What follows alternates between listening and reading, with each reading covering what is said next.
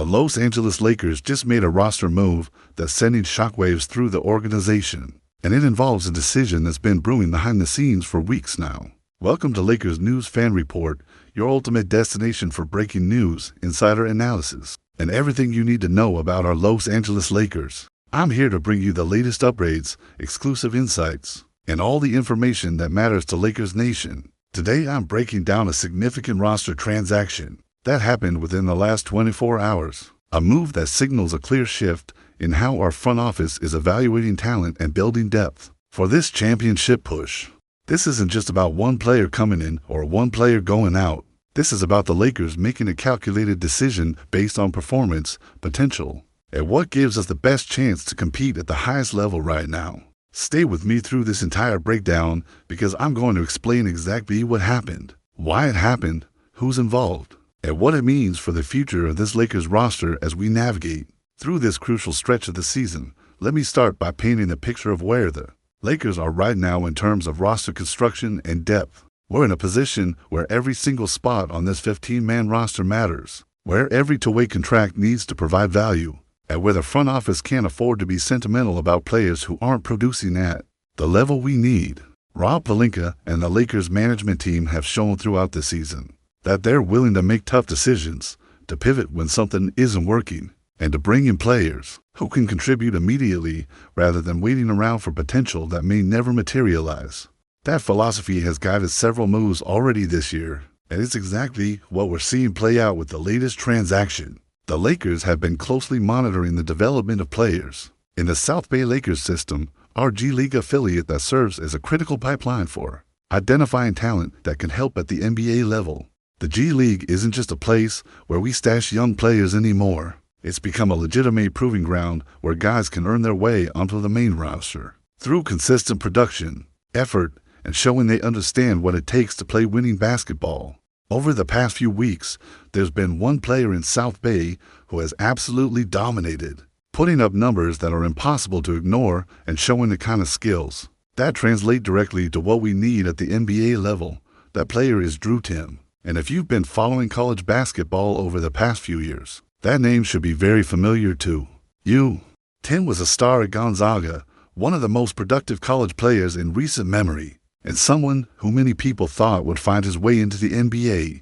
Despite not being selected in the draft, standing at 6'9", Timm is a skilled forward who can score in multiple ways, rebound effectively, and bring a level of basketball IQ that you can't teach. His game is fundamentally sound. He understands positioning and angles, and he has the kind of craftiness around the basket that allows him to finish against bigger, more athletic defenders. This past weekend, Timm put on an absolute clinic in the games for South Bay that caught the attention of everyone in the Lakers organization.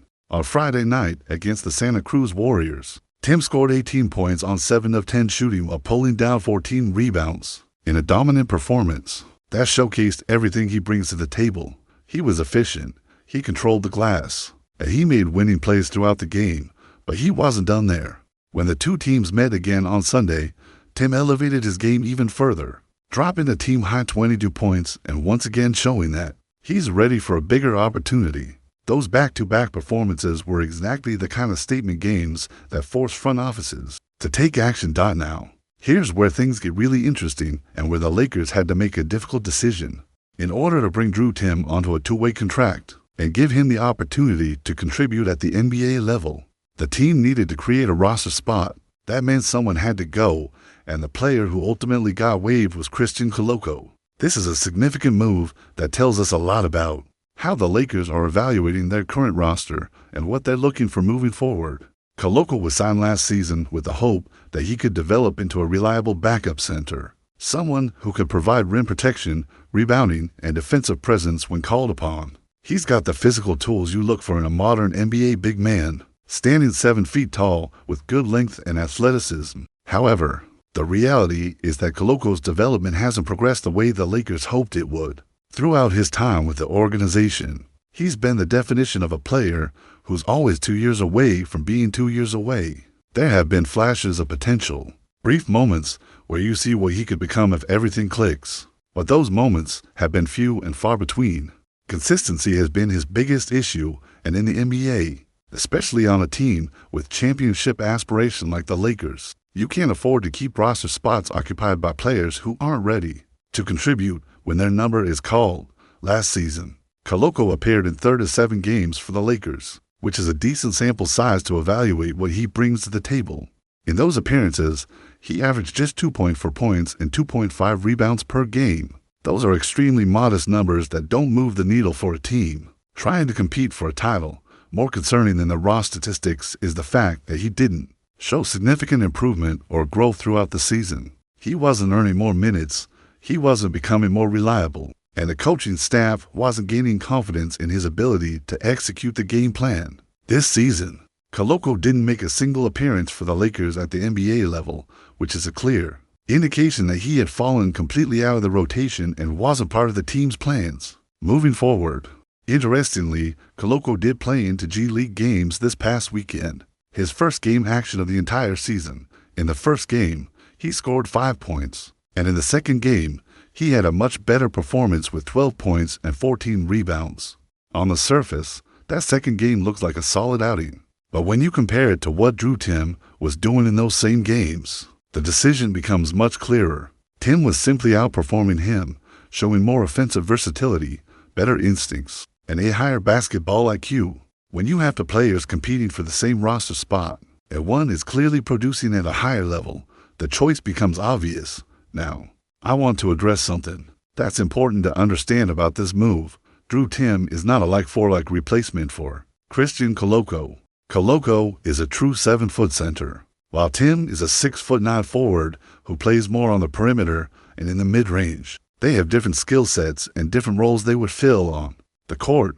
However, what Tim offers is something the Lakers desperately need, which is reliable production and versatility. He can score efficiently, he can rebound from the forward position, and he can fit into multiple lineup configurations. The Lakers already have legitimate center depth on the roster, with Anthony Davis obviously being our anchor. Plus, we have Jackson Hayes and other options who can play that position when needed. What we've been lacking is depth at the forward spots. Players who can come in and give us quality minutes without the offense grinding to a halt.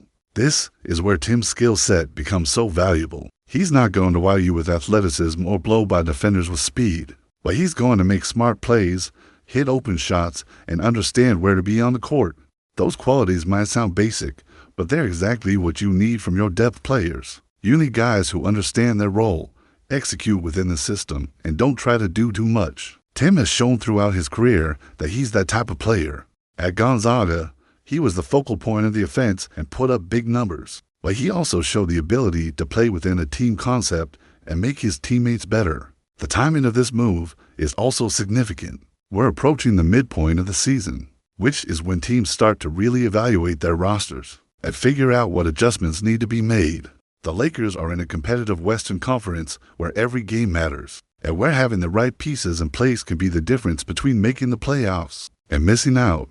By bringing in Tim now, the team is giving themselves more options and more flexibility as we head into the most important stretch of the season. He'll have time to integrate into the system, learn the plays, and build chemistry with the other players before the playoff push really intensifies. Drew Tim now joins Nick Smith Jr. and Chris Macon as the Lakers' 3-way contract players. For those who might not be familiar with how 2-way contracts work, these are deals that allow players to split time between the NBA roster and the G League affiliate. Players on 2-way contracts can spend up to 50 days with the NBA team during the regular season, which gives teams flexibility to call them up when needed and send them down for more development when appropriate. It's a great system for both the team and the player because it allows for continuous evaluation and development while also providing opportunities to contribute at the highest level. The fact that the Lakers are using their 2-way spots on players like Tim, Smith, and Macon tells you something about their approach to roster building. These aren't just throwaway spots given to players who have no realistic chance of contributing. These are strategic decisions to bring in players who have shown they can produce and who could potentially earn their way into more significant roles. Rob Pelinka has been very intentional about using every available roster mechanism to add talent and depth, and the 2-way contracts are a perfect example of that philosophy in action. Let's talk about what this means for Christian Koloko moving forward. Being waived by the Lakers doesn't necessarily mean his NBA career is over. He's still young. He still has physical tools that teams value, and he could catch on with another organization that believes they can unlock his potential. Sometimes a change of scenery is exactly what a player needs to take that next step in their development. There are teams around the league that might be willing to take a chance on Koloko, especially if they have more time and patience to invest in his growth. For the Lakers, though, the calculation was simple. They couldn't afford to keep waiting for development that might never come when there was a player like Tim who was ready to contribute right now. From a fan perspective, I know moves like this can sometimes be difficult to process. We get attached to players, we root for their success, and we want to see everyone on the roster reach their potential. But the reality of professional sports is that tough decisions have to be made, and organizations have to prioritize winning above all else. The Lakers are in a championship window with LeBron James and Anthony Davis leading the way, and we can't waste opportunities by holding on to players who aren't helping us win games. Every roster spot matters, and the front office has shown they're willing to make the hard calls to put us in the best position to succeed. Looking ahead, it's going to be fascinating to see how Drew Tim performs when he gets opportunities with the Lakers. Will he be able to translate his G League success to the NBA level? Can he earn the trust of the coaching staff and work his way into the regular rotation? These are questions that will be answered over the coming weeks and months. What I can tell you is that Tim has earned this opportunity through his performance and his consistency. He's done everything asked of him in South Bay, and now he gets the chance to prove he belongs at the highest level. As Lakers fans, we should be excited about that. We should be rooting for him to succeed and hoping that he becomes another example of the Lakers player development system, working exactly as it should. This move also reflects a broader trend we're seeing with the Lakers this season, which is a willingness to be aggressive and proactive rather than passive and patient. The front office isn't sitting back and hoping things work out. They're constantly evaluating, constantly looking for ways to improve, and constantly making moves that they believe will help the team win. That's the kind of mentality you need to have. When you're trying to compete for championships, you can't be complacent. You can't be satisfied with the status quo.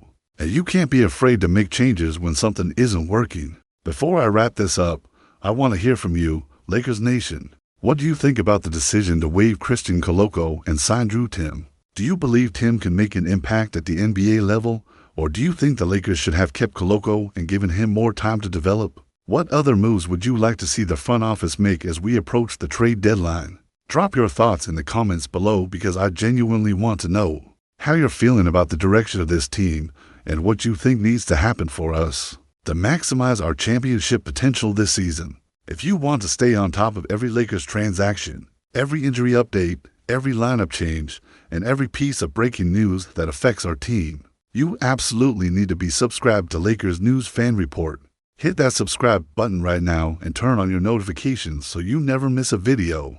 I'm here every single day bringing you the most comprehensive Lakers coverage on YouTube, breaking down every development and giving you the analysis you need to stay informed. Smash that like button if you found this breakdown valuable, and share this video with your fellow Lakers fans so everyone in our community knows exactly what's happening with our roster. Until next time, stay passionate, stay informed, and let's keep pushing toward banner number 18. Lakers Nation, let's go.